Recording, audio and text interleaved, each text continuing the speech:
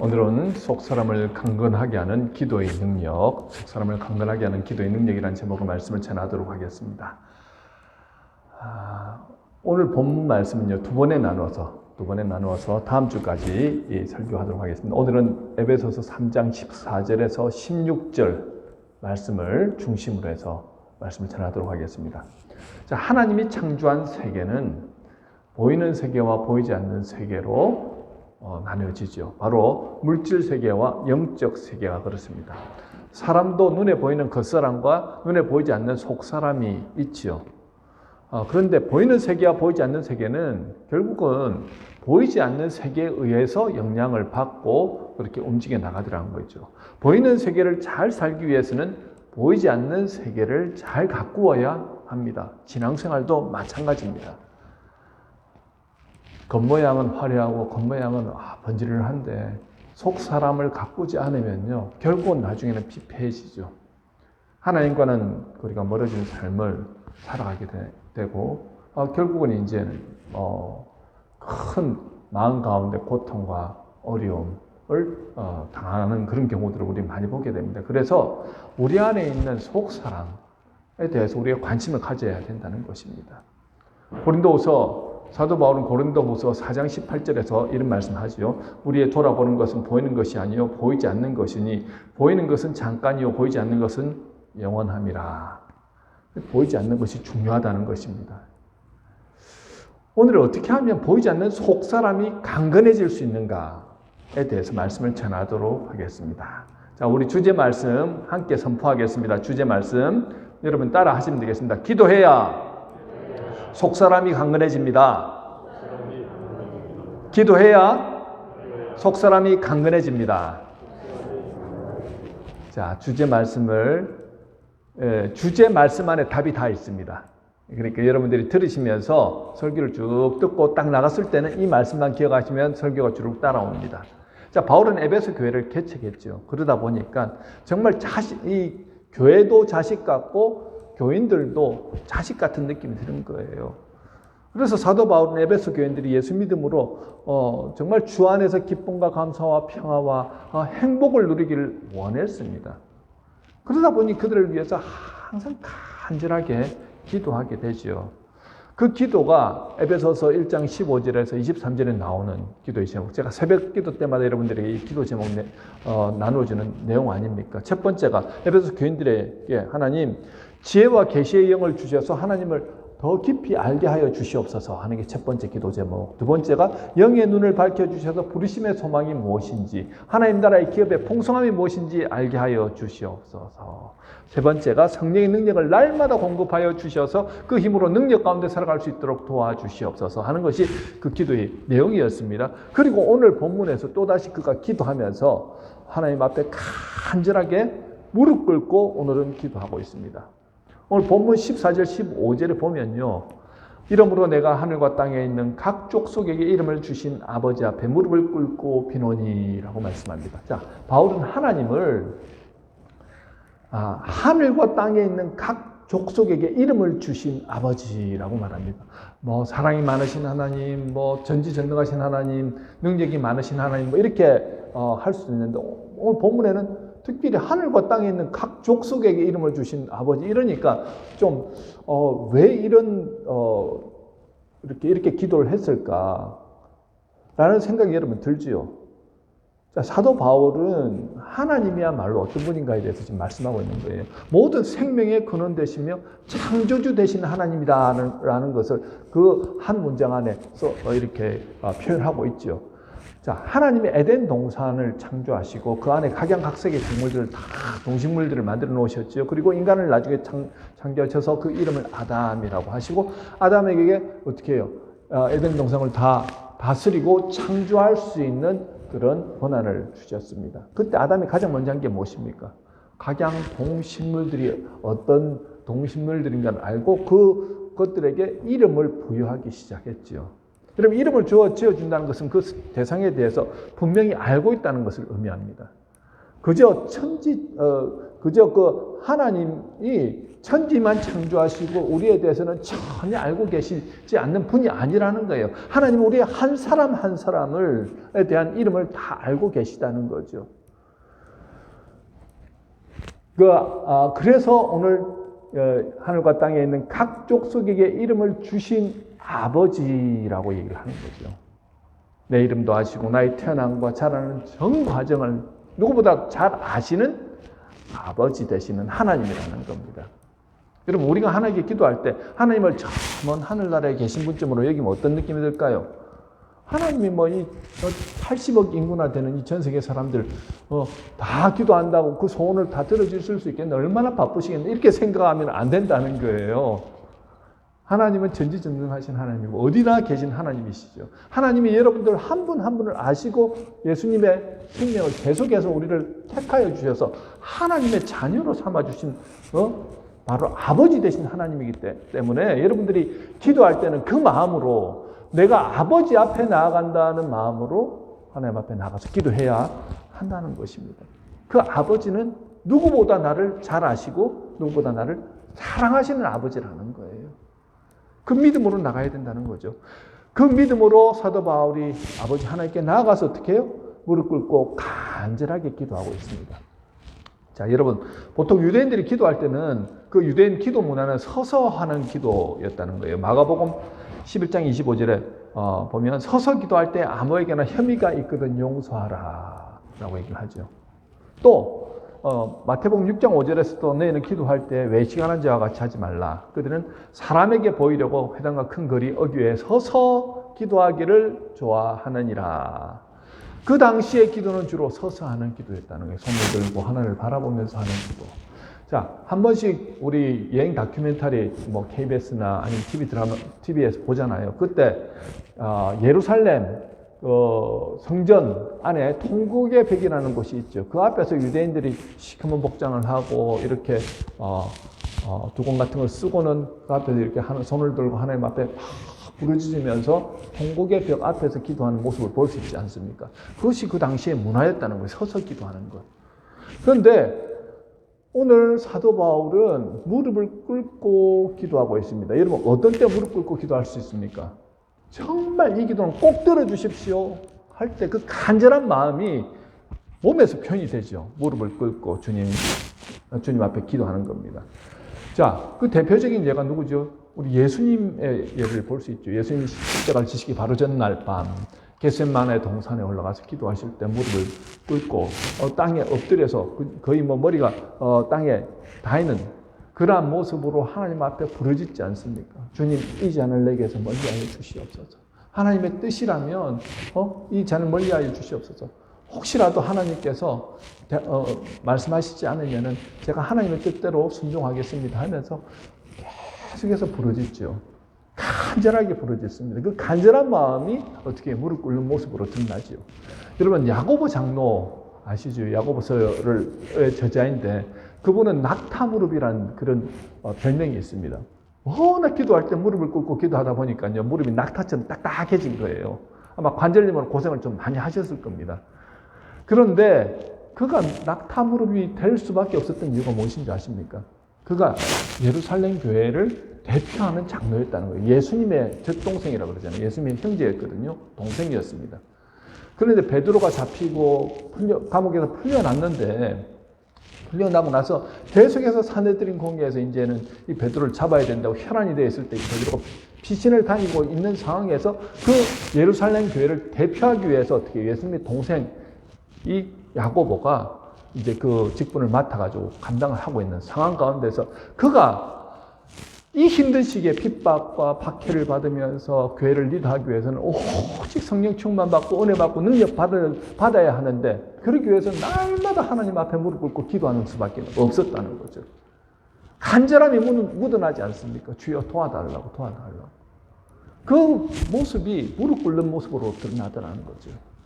오늘 본문에 사도 바울도 평소에 때는 또 기도하지만 오늘처럼 이렇게 감옥 안에서 간절하게 하나님 앞에 기도하고 있는 이유가 뭘까요?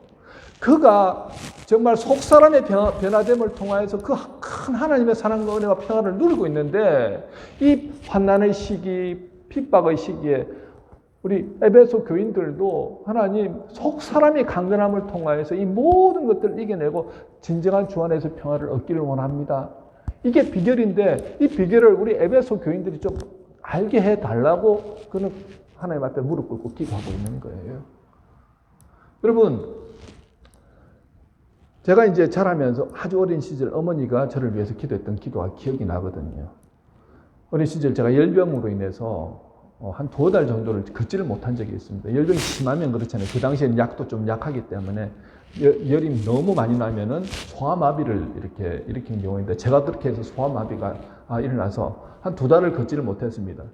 그때 어머니가 약으로도 안 되고 하니까 막 부르짖으면서 하나님 아버지 눈물을 그냥 뚝뚝 흘리는데 제가 그 눈물 흘리는 그 눈물이 제가 그냥 얼굴에 떨어지고 막 손에 떨어지고 그랬던 기억이 있거든요.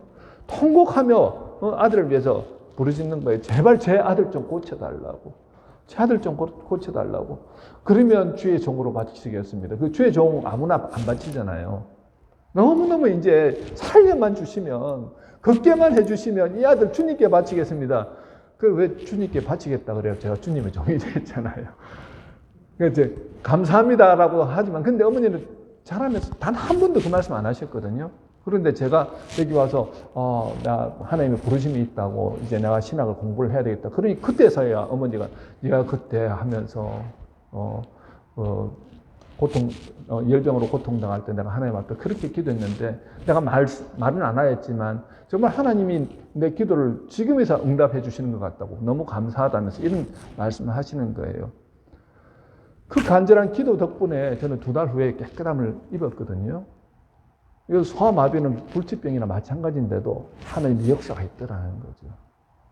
여러분, 그렇다면 하나님은 기도하는 자에게 어떤 분이실까요? 여러분, 기도하는 자입니다. 기도하는 자에게 어떤 분이실까요?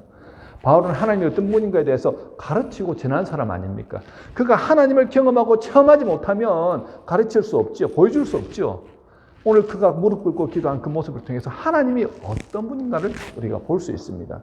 바울이 아는 하나님은요, 기대 이상으로 응답하고 넘치도록 채워주신 하나님이라는 거예요. 본문 20절에 한번 보실까요? 우리 가운데서 역사하시는 능력대로 우리가 구하거나 생각하는 모든 것에 더 넘치도록 능히 하실 예계라고 말씀합니다. 자, 지금 모든 것으로 넘치도록 할 때 이 넘치도록이라는 단어는요, 휘페레크레리스라는 헬라어인데 과다하게, 남아 돌아가게, 넘치게라는 뜻입니다. 그러니까 우리가 기도할 때 하나님 응답하시는데요, 우리 생각보다 훨씬 더 과다하게, 더 남아 돌아가게, 더 넘치게 주신다는 거예요. 사도 바울이 경험한 하나님은 그렇다는 거예요. 사도 바울이 기도할 때마다 경험한 것은 하나님은 더 차고 넘치게 주시는 하나님이셨다는 거예요. 그러니까 하나님 앞에 기도할 때 무엇이 중요하냐? 확신을 가지고 나가는 것이 중요하다는 겁니다. 여러분, 기도할 때 하나님 주시는데 그냥 줄까 말까 이런 하나님이 아니라는 거예요. 줄 것을 준비해 놓으시고 기도하러 나오는 자에게는요, 막 퍼부어주시는 하나님이라는 거예요. 그 하나님을 알기 때문에 어떻게 해요? 무릎 꿇고 간절하게 나가서 기도하는 거 아닙니까? 여러분, 우리 하나님은요, 내가 생각한 것보다 훨씬 더 깊이 나와 여러분을 사랑하시는 하나님이세요. 그러니까 우리가 기도하러 나갈 때 하나님은 응답하시기 위해서 언제나 준비하고 레디 셋 하고 계신 분이라는 거죠. 그런데 교회를 다니고 신앙생활 오래 하셨는데 참 안타까운 분들을 한 번씩 보곤 하거든요. 기도를 안 하세요. 왜 기도를 안 하실까요? 기도를 안 한다는 것은 하나님을 믿지 않는다는 거죠. 나는 하나님 없어도 나는 내 힘으로 살아갈 수 있습니다 라는 마음이 이 마음들 깊은 곳에 깔려 있다는 것입니다. 여러분, 기도 생활이 제대로 되지 않으면요, 누가 손해볼까요? 하나님이 손해볼까요? 여러분이 손해볼까요? 손해가 이만저만이 아닙니다. 기도 안 하시는 분들이 손해예요. 왜냐하면 기도하면 받을 축복이 엄청나게 많은데 나는 그 기도 안 하고 그냥 내 힘으로 살아가겠다는 겁니다. 예를 들면 이런 거예요. 지금 로또 복권에 당첨이 돼서 200억짜리 당첨됐다는 걸 알고 그냥 가지고만 있어요. 내가 저기 지금 그 본사에 가서 본사에 찾아가가지고 그 티켓만 주면은 당장 받을 수 있는데 본사에 가는 게 귀찮아가지고 그냥 들고만 있다가 자유필 누르다가 그냥 그것이 캔슬돼 버린 거나 마찬가지라는 거죠. 에스겔서 36장 37절에서 이렇게 말씀하시는 거예요. 그래서 주 여호와께서 이같이 말씀하셨느니라. 그래도 이스라엘 족속이 이같이 자기들에게 이루어 주기를 내게 구하여야 할지라. 내가 그들의 수요를 양떼같이 많아지게 하되라고 말합니다. 하나님은 아세요. 우리 필요를 아세요. 알기 때문에 가만히 있어도 채워주시겠지. 아니요. 그렇지 않다는 겁니다. 기도하라는 거예요. 아시면서도 너희들이 나와서 내게 구하면은 너희가 구하는 것보다 훨씬 더 내가 많이 채워주시겠다는 것입니다. 여러분, 기도하는 사람만이 넘치도록 부어주시는 하나님의 은혜를 경험할 수 있습니다. 자, 그렇다면 사도 바울이 에베소 교인들을 위해서 하나님 아버지께 간절하게 기도하는 내용이 무엇입니까? 오늘 그 내용 한번 보실까요? 오늘은 한 가지만 다루고 다음 주에 또 나머지를 다루도록 하겠습니다. 자, 오늘 본문 16절에 보면 그의 영광의 풍성함을 따라 그의 성령으로 말미암아 너희 속사람을 능력으로 강건하게 하시오며 라고 말씀하죠. 자, 속사람을 어떻게 한다고요? 능력으로 강건하게 해달라고 기도하고 있습니다. 그렇다면 여기서 속사람은 어떤 사람일까요? 속사람, 내 마음속에 있는 속사람. 먼저 속사람을 설명하기 전에 겉사람이 어떤 가사람인 걸 알면 좀 속사람은 이야기가 쉽겠죠. 겉사람은 겉으로 보이는 사람이라기보다는요, 타락한 인간의 본성을 가리키면서 예수 믿기 전에 옛사람이라는 거예요. 그 당시에는 겉사람이라고 할 때는 예수를 알지 못할 때 우리가 살았던 그런 모습의 사람, 옛사람. 그러면 속사람은요, 예수를 구주로 믿고 거듭나서 새로운 피조물이 되어서 태어난 새 사람이라고 할 수 있습니다. 예수 믿은 후의 사람, 새 사람. 조금 이해가 되시죠? 옛 사람과 새 사람. 자, 옛 사람은 계속 무엇을 추구한다고요? 죄를 추구하죠. 새 사람은 하나님의 뜻을 쫓아가려고 날마다 나아갑니다. 그렇게 되면 옛 사람과 새 사람이 이제 확연히 마음속에서 구별이 되잖아요. 그날부터 마음속에 전쟁이 벌어지는 거예요. 새 사람과 옛 사람이 주도권 싸움을 일으키는 것입니다. 사사건건 새 사람은 새로운 길을 가려고 하고 옛 사람은 전통적인 삶을 그대로 살려고 하다 보니까 계속해서 갈등이 생기더라는 거예요. 제가 그랬거든요. 예수를 믿고 난 다음에 자꾸 이제 새 사람과 옛 사람이 갈등이 생기는 거예요. 나중에는 이걸 참지를 못합니다. 양다리를 다 걸쳐놨거든요. 세상도 좋고 나도 좋은 참 예수님을 따라가는 삶도 좋은데 나중에는 이게 간극이 벌어지는 거예요. 이제는 둘 중에 하나를 선택해야 될 그런 지경에 이르더라는 겁니다. 그래서 한 다리를 이쪽으로 탁 오고 나니까 그렇게 마음이 평안한 거예요. 여러분 기억하십시오. 우리 예수님은요, 그냥 옛사람과 새사람을 이렇게 어쩔 수 없으니까 대충 아우르면서 살아가라고 오신 분이 아니라는 거예요. 우리 예수님은 속사람 때문에 이 땅에 오셨다는 것입니다. 예수님은 우리가 예수님을 믿음으로 속사람을 잉태하시고 자라게 하시고 열매 맺기 위해서 오셨다는 거예요. 이 속사람 안에 뭐가 이루어진다고요? 하나님의 나라가 이루어진다. 이 하나님 나라 안에서 성령 하나님이 거하시고요. 이 속사람이 추구해야 할 것은 세상 나라가 아니라 하나님 나라라는 것을 그렇게 말씀해 주시더라는 거죠. 마태복음 6장 33절에서 그래서 이런 말씀하시지 않습니까? 그런즉 너희는 먼저 그의 나라와 그의 의를 구하라. 그리하면 이 모든 것을 너희에게 더하시리라. 자, 먼저 그의 나라와 그의 의를 구하는 것은 속사람이 구하는 것이라는 겁니다. 눈에 보이지 않는 하나님을 추구하기 때문에 우리 안에 속사람이 없이는요, 하나님의 나라를 추구할 수 없다는 거예요. 세상의 문제는 속 사람이 없다는 것입니다. 겉사람밖에 없죠. 세상 사람들은 육신의 정욕, 안목의 정욕, 이 세계의 자랑을 위해서 살아가더라는 거예요. 그것밖에 모르기 때문에 그렇게 살아갈 수밖에 없습니다. 그러니까 문제가 풀리지 않습니다. 그런데 예수님은요, 근본적인 문제 해결을 이 속 사람으로부터 찾고자 하신 거예요. 거듭나야 되겠다.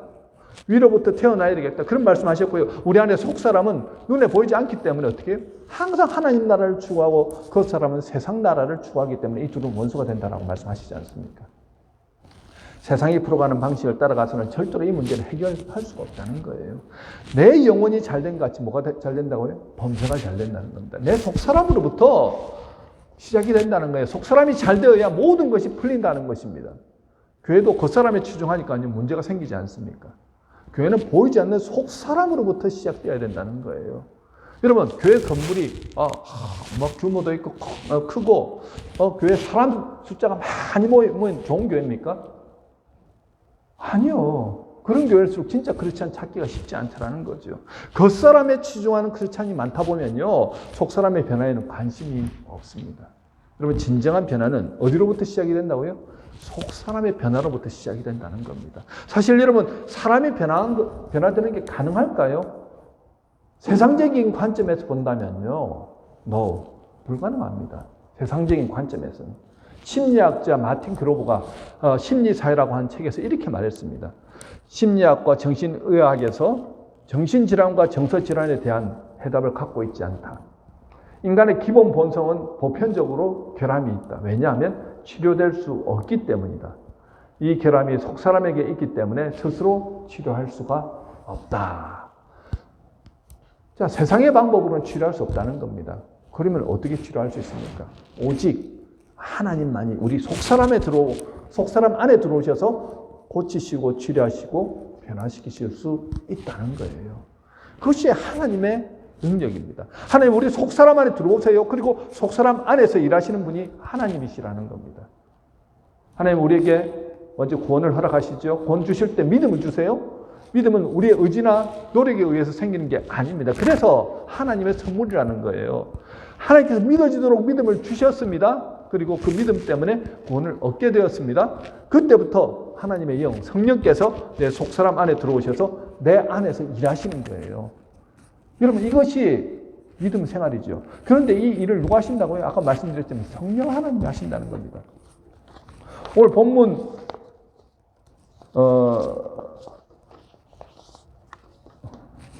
16절에도 말씀하죠. 그의 영광의 풍성함을 따라 그의 성령으로 말미암아 너희 속사람을 능력으로 강건하게 하는, 성령으로 말미암아서 어떻게 해요? 우리는 속사람이 능력으로 강건하게 될 수 있다는 것입니다. 성령 하나님께서 역사하셔야지 어떻게 해요? 속사람이 강건해진다는 거예요. 그래서 베드로후서 1장 3절 4절에 이렇게 말씀하시죠. 그의 신기한 능력으로, 여기 잘 보십시오. 그의 신기한 능력이라는 거예요. 생명과 경건에 속한 모든 것을 우리에게 주셨으니 이는 자기의 영광과 더불어서 우리를 부르신 이를 알므로 말미암음이라. 이로써 그 보배롭고 지키 큰 약속을 우리에게 주사 이 약속으로 말미암아 너희가 정욕 때문에 세상에서 썩어질 것을 피하여, 이 죄된 것을 이제 피하고 신성한 성품에 참여한 자가 되게 하려 하셨느니라. 이걸 믿음으로 구원하여 주신 것으로 끝나는 게 아니라는 거예요. 하나님의 백성으로 자녀로서 어떻게 신성한 성품에 참여하는 자가 되도록 허락하셨다는 겁니다. 그 일을 누가 하신다고요? 성령께서 그렇게 신성한 성품으로 변화시켜 주신다는 거죠. 하나님의 백성이 되었다는 것은 신성한 성품으로 참여할 수 있도록 허락해 주셨다는 것을 의미합니다. 예수님을 알기 전에 우리 영은요 이미 죽었죠. 그런데 예수님을 알고 믿게 되니까 우리 영이 회복되었습니다. 그리고 영이신 하나님과 어떻게 해요? 소통하는 멋진 삶을 살게 되었다는 거예요. 예수 생명이 여러분 우리 안에서 참나고 있다는 것입니다. 그리고 그때부터 성령께서 내 안에 들어오셔서 어떻게 나를 통치하시고 나를 인도하시고 나를 고쳐 나가시고 나를 변화시켜 나가신다는 겁니다. 그래서 우리 안에 있는 죄로 부패된 생각들을 누가 하나씩 고쳐 나가시냐면요, 성령께서 역사하셔서 이렇게 죄된 것들을 하나씩 깎아 나가십니다. 그렇다면 어떻게 성령께서 우리 속사람을 능력으로 강하게 하실 수가 있을까요? 여러분, 내 힘으로 하려고 하면은 금방 지치고 쓰러지더라는 것입니다. 왜냐하면 이 싸움은요, 혈과 육의 싸움이 아니라 어떻게 해요? 악한 공중못에 잡은 악한 영과의 싸움이기 때문에 참 쉽지 않지요. 악한 영은요, 옛사람인 겉사람의 그 연약함을 계속해서 공격합니다. 여러분, 우리의 육신은 그대로 있잖아요. 이 옛사람을 악한 영이 계속해서 공격하다 보면 그 유혹에 넘어가 그 유혹을 견디기가 쉽지 않습니다. 많은 목회자나 성도들이 신앙생활 잘 하다가 넘어져서 어떻게 됩니까? 하나님의 영광 가리고 세상 사람들이 조롱거리가 되고 교회가 그 힘을 잃어버리잖아요. 그 한두 사람의 그 잘못으로 인해서 교회 전체가 큰 어려움을 당하기도 합니다. 그 이유는 속 사람보다 겉 사람에 치중하는 삶을 살면 이렇게 넘어질 수 있다는 거예요. 여러분, 우리는 연약한 존재입니다. 우리 안에 자랑할 것이 뭐가 있습니까? 내세울 것 없지요. 그저 날마다 우리가 해야 될 것은 주님 앞에 나아가서 성령 하나님의 도우심을 받아 성령께서 우리를 주관하시도록 하셔야 한다는 거죠. 성령께서 내 속사람을 능력으로 강하게 해주셔야 이 세상을 능히 이겨나갈 수 있다는 것입니다. 로마서 8장 5절, 6절 이렇게 말씀하죠. 육신을 따르는 자는 육신의 일을, 영을 따르는 자는 영의 일을 생각하나니 육신의 생각은 사망이요 영의 생각은 생명과 평안이니라. 그러니까 우리는 두 가지 생각이 공존한다는 거죠. 영의 생각과 육신의 생각이 항상 공존하면서 서로 싸웁니다. 선택은 누가 하냐면요. 선택은 내가 하죠. 내가.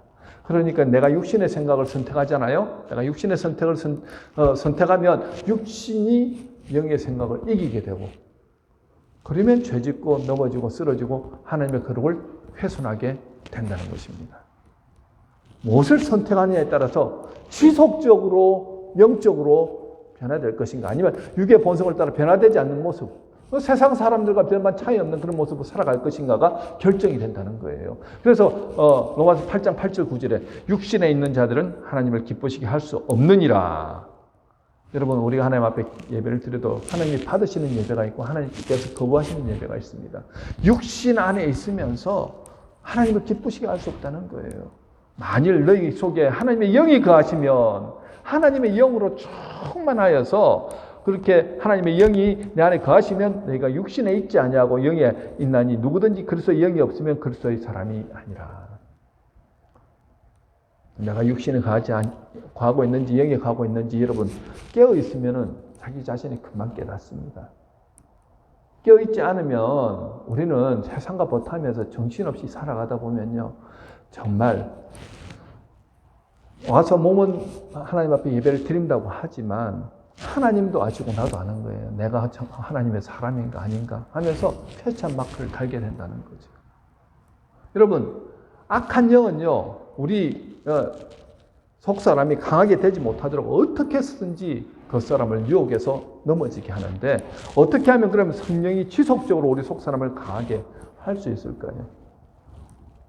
여러분 성령이 내 안에서 지속적으로 일하시기 위해서는요 내 자아와 주권을 성령 하나님께 매일매일 매 순간 내어드리는 수밖에 없습니다. 많은 분들이 실제적으로 자신의 주권을 내어놓지 않으세요. 다른 말로 하면 내가 하고 싶은 대로 하면서 내 마음대로 내 생각에 옳은 대로 하면서 그렇게 살아가더라는 것입니다.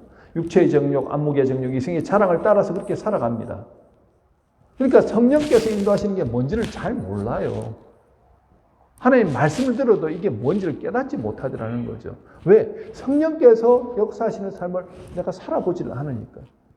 성령께서 내 안에서 역사하셔서 내 속사람을 강하게 하시기 위해서는요. 내가 날마다 주님 앞에 나아가서 내가 죽고 내 안에서 성령께서 역사하실 때만이 어떻게 해요? 내 속사람이 강해질 수 있습니다. 말씀드렸잖아요. 내 의지로 강해질 수 없다는 것입니다. 성령께서 강하게 하셔야 된다는 거죠. 여러분 한번 예를 들면 이런 예입니다. 마치 지금 의사가 내 안에 있는 안덩어리를 지금 수술해야 되는데 수술하면 내가 이제 아프니까 나는 수술하기 싫다고 막 버티고 있는 것과 마찬가지입니다. 우리 마찬가지 아니까 성령께서 날마다 나를 새 사람으로 빚어가도록 내 자신을 내어드립니다. 그러면 내어드리면요 그때부터 성령께서 나를 깨닫게 하세요. 내가 죄를 짓는 것들에 대해서 하나님 내가 참 죄를 짓고 있군요. 내가 말에 실수하는 것들에 대해서 하나님께서 깨닫게 하시고 그러면서 어떻게 해요? 내가 예수님 닮은 성품으로 하나씩 깎아 나가시는 것을 나도 느끼고 성령 하나님도 느끼시고 그렇게 해서 예수님 닮은 인격과 성품으로 만들어 가시더라는 거예요. 그래서 사도 바울은요, 자신이 날마다 나는 죽습니다 하면서 자기가 자랑하였잖아요. 자랑한 거 딱 한 가지밖에 없습니다. 자기가 죽으니까 성령께서 자기 안에서 모난 것들을 하나씩 다 깎아 나가더라는 거예요. 사도 바울이 어떤 사람이었습니까? 자기 스펙 쌓기 위해서 노력하였고 세상 사람들의 칭찬과 인정받기 위해서 얼마나 노력하였던 사람입니까? 배우기도 많이 배웠고요. 자기 자신에 대해서 굉장히 자부심이 많았던 사람인데 성령 안에 자기 자신을 내어 맡기고 성령께서 역사하시는 것을 기도하며 매일매일 나아갔더니 하나씩 깎아주시는 거예요. 내가 이때까지 자랑하려고 했던 게 아무 소용이 없던 것이었구나. 그러면서 그가 이제 이렇게 말하지요. 뭐라고 얘기합니까? 디모데후서 1장에 보면 죄인 중에 나는 괴수다. 여러분들이 예수를 믿었지만 여러분 중에서 나는 죄인 중에 괴수입니다. 이런 말씀 하시는 분 나는 못 봤거든요. 그도 마찬가지입니다. 하나님의 의를 위해서 얼마나 열심히 달려간 사람입니까? 그런데 그는 나는 죄인 중에 괴수입니다. 라고 지금 그렇게 고백합니다. 성령께서 깨달아 알게 하시더라는 걸 깎아 나가시더라는 거죠. 그래서 우리가 날마다 성령님 안에 나아가서 성령의 역사로 점점 어떻게 해요? 나를 깎아 나가시고 나를 만져 나가실 때 예수 닮은 인격과 성품으로 변화된다는 것입니다. 자, 그래서 우리가 간절하게 기도해야 할 것은 성령이 날마다 내 안에서 속사람을 강하게 하실 수 있도록 우리가 간절하게 기도해야 한다는 거죠. 여러분, 속사람이 강해지면 여러분 어떤 모습으로 변화되냐면요. 속사람이 강해지면요. 첫 번째, 모든 일을 하나님의 관점으로 바라보고 해석하게 됩니다. 마태복음 8장에 보면 예수님과 제자들이 배를 타고 이제 갈릴리로 이렇게 지나가시는데 큰 풍랑이 일어나지 않습니까? 그런데 예수님은 주무시고 계셨고요. 제자들은 죽음의 공포에 휩싸여가지고 정신을 차리지 못하고 있었습니다. 자, 예수님은 풍랑 만난 것을 어떻게 해요? 편히 자도 될 것으로 그렇게 여겼다는 거예요. 예수님에게 있어서 풍랑은 아무것도 아니라는 겁니다. 그런데 제자들은 풍랑을 바라보면서 죽을 일로 해석하였다는 거예요. 자, 속사람이 강해지니까 모든 것을 하나님의 관점으로 해석하게 되더라는 것입니다. 이게 속사람이 강하냐 약하냐의 차이라는 거예요.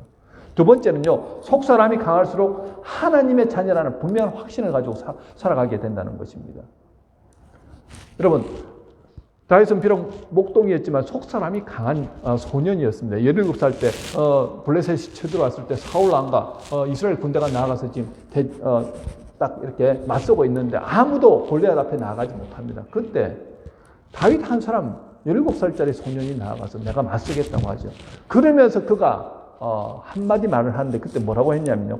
골리앗을 바라보면서 너는 칼과 창을 가지고 나왔지만 나는 전능하신 여호와 곧 내가 모욕하는 이스라엘 군대의 하나님의 이름으로 나왔다. 그가 누군지 분명히 안다는 거예요. 그는 나는 하나님의 자녀야. 나는 하나님의 군대야. 나는 하나님의 사람이야. 내가 가는 길에 이스라엘 여호와 하나님도 함께 하셔. 그 믿음으로 나아가니까 결국 어떻게 됩니까? 분명한 승리를 경험하지요. 우리도 마찬가지라는 거예요. 아무리 악한 사탄과 아무리 어떤 악의 무리들이 대적으로 우리를 넘어뜨리려고 해도 하나님께서 허락하시지 않으면 절대 우리를 넘어뜨릴 수 없다는 거예요. 아니, 우리가 가는 곳곳에 하나님께서 함께 하심을 통하여서 늘 항상 승리케 하십니다. 관점 자체가 다르죠. 나는 하나님의 자녀야. 하나님의 사람이라는 분명한 믿음과 확신을 가지고 살아간다는 겁니다. 어떤 사람이요? 속 사람이 강한 사람이. 그렇게 하는 거죠. 세 번째, 속 사람이 강하면요, 어떤 고난과 어려움이 와도 능히 이겨낼 수 있다는 거예요. 여러분, 빌립보서 1장 29절에 그리스도를 위하여 너에게 은혜를 주신 것은 다만 그를 믿을 뿐 아니라 또한 그를 위하여 고난도 받게 하려 하십니다. 예수 믿으면요, 여러분, 고난도 따라온다는 겁니다. 항상 복 받고 잘 되게 하고 세상적인 축복만 주시옵소서가 아니라는 거예요. 당연히 예수를 믿으면 악한 세력들이 우리를 넘어뜨리게 하기 위해서 고난도 따라온다는 거예요. 그런데 그 고난조차도 어떻게 해요? 능히 이겨낼 수 있는 사람이 되게 하시더라는 거죠. 어떤 사람이요? 속 사람이 강한 사람. 여러분들 예수를 믿었는데 왜 나는 이렇게 힘듭니까? 고통스럽습니까? 하면서 주님 앞에 매달리는데 그렇게 기도하시기보다는 당연히 고난이 오니까 하나님 맞습니다. 내가 예수를 제대로 믿고 있군요. 그렇게 기도하시면서요. 하나님의 도우심을 구하며 나가다 보면 내 속사람이 강건한 사람은 이 고난조차도 능히 이겨나갈 수 있더라는 거예요. 왜냐하면 사도 바울이 지금 자기가 그것을 경험하였기 때문 아닙니까? 고난이 올 때 그것을 능히 감당하고 이길 수 있는 속사람의 강건함이 자기가 경험해 보니까 수많은 고난과 고통을 당해도 그것이 자기 인생에 별로 문제가 안 되더라는 거예요. 능히 이길 수 있는 힘이 바로 성령 안에 나아감을 통하여 성령께서 주시는 힘으로서 이 고난도 능히 이겨나갔더라는 거죠. 왜요? 속사람이 이미 강해져 있기 때문이더라는 것입니다. 그래서 어떤 고난과 박해와 핍박에도 능히 이겨나가는 사람, 속사람이 강한 사람. 사도 바울이 에베소 교인들에게 꼭 이것만큼은 주님 좀 들어주십시오 하면서 기도하는 내용이 에베소 교인들 속사람을 강건하게 주님 해 주십시오 하는 겁니다. 사도 바울이 이 기도 제목을 놓고 간절하게 무릎 꿇고 기도하니까 어떤 역사가 일어납니까? 그가 기도하면서 그가 먼저 은혜를 받는 거예요. 그가 먼저 변화됩니다. 여러분, 기도하는 사람은요, 내가 타인을 위해서 기도하잖아요. 기도하다가 자기가 은혜 받고, 자기가 능력 받고, 자기가 축복받더라는 거예요.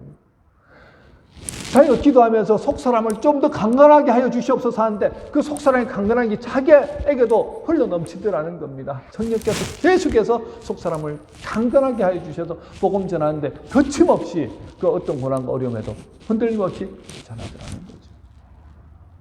여러분, 목사가 가장 큰 기쁨을 누릴 때가 성도 수가 많아졌기 때문에, 아니면 교회가 헌금이 많아졌기 때문에, 아니면 교회가 커졌기 때문에, 아니요. 단 한 분이라도 이 속사람의 변화를 통해서 그 사람을 컨트롤할 수 있을 정도. 정말 예수님의 제자로서 흔들림 없이 믿음으로 서 나가는 성도, 그런 성도를 바라볼 때 얼마나 흐뭇한지 모릅니다. 그래서 여러분, 우리가 제자 훈련을 하자 하는 것도 다 그게 말씀을 통해 가지고 그냥 머리로 알던 지식이 마음으로 내려오고 마음에서 역사하심을 통해서 성령께서 역사하셔서 어떻게 해요? 내가 변화되어지고 이제는 내 의지로 살아가는 것이 아니고 성령의 인도하심을 따라서 살아가다 보니까 어떻게 해요? 내가 예수님 닮은 모습, 작은 예수로 살아가더라는 거죠. 그래서 그런 분들이 많은 교회가, 여러분 숫자가 많지 않더라도 그런 분들이 많은 교회가 능력의 교회라는 거예요. 에베소 교회가 그렇게 되기를 지금 사도 바울이 간절히 기도하는 겁니다. 이렇게 기도하다 보니까 어떻게 해요? 성령님께서 어떻게 역사하심을 통하여 자기도 변화되지만 에베소 교인들도 한 사람 한 사람 이렇게 변화시켜 주시더라는 거죠. 여러분, 이렇게 날마다 성령께서 역사하시도록 기도하면 날마다 나는 죽고 내 안에 성령께서 역사하시잖아요. 그러면 우리 안에 죄가 점점 줄어듭니다. 점점 줄어들고 성령의 열매가 내 안에서 주렁주렁 매달리고 그런 역사를 경험하게 된다는 거예요. 여러분, 하나님을 가까이 하면 가까이 할수록 여러분들이 죄를 멀리하게 됩니다. 여러분, 기도하는 사람만이 이 은혜를 맛볼 수 있다는 거예요. 이번 주부터 속사람의 강건을 위해서 여러분들 함께 기도하십시다. 반드시 겉사람과 속사람의 싸움이 있습니다. 악한 영이 여러분들 더 넘어뜨리려고 아마 혈안이 되어 있을 거예요. 여러분이 거룩과 경건의 길로 가려고 하면 할수록 그렇게 사는 게 무슨 의미가 있느냐고 계속해서 더 공격할 것입니다. 그렇지만 여러분, 그 단계를 뛰어넘어야 되겠죠. 성령님께 여러분들 맡기십시오. 자주 맡기십시오. 저는 새벽에 일어나서 기도하고 그것을 끝내지 않고 점심때는 점심때 순간순간 계속해서 성령님께서 주관해달라고 밤에 잠자리에 들 때까지 꿈속에서까지 계속 그렇게 기도하다 보니까요, 그 기쁨과 그 은혜가 참 감사한 거예요. 여러분, 이렇게 주님 안에 들어갈 때 성령께서 여러분들 속사람을 변화시켜 주십니다. 여러분 안에 두려움이 있습니까? 너무 걱정, 근심, 염려가 많습니까? 무엇을 어떻게 해야 될지 잘 모르겠습니까? 내 힘으로는 할 수 없습니다. 세상의 방식 어느 것으로도 해결할 수 없는데 오직 성령 하나님께서 여러분들을 어떻게 해요? 변화시켜 나갈 수 있다는 거예요. 아무리 내 나이가 어때서 70, 80이라도 성령께서 역사하시면 변화가 일어납니다. 오늘 여러분, 매 순간 성령님께 우리 자신을 내어드리십시다. 매 순간 기도하십시다. 성령께서 내 안에서 역사하시도록, 그리고 속사람을 변화시키시도록, 그리할 때 이 험한 세상 능히 이기며 주님께 영광 돌리는 저와 여러분이 될 줄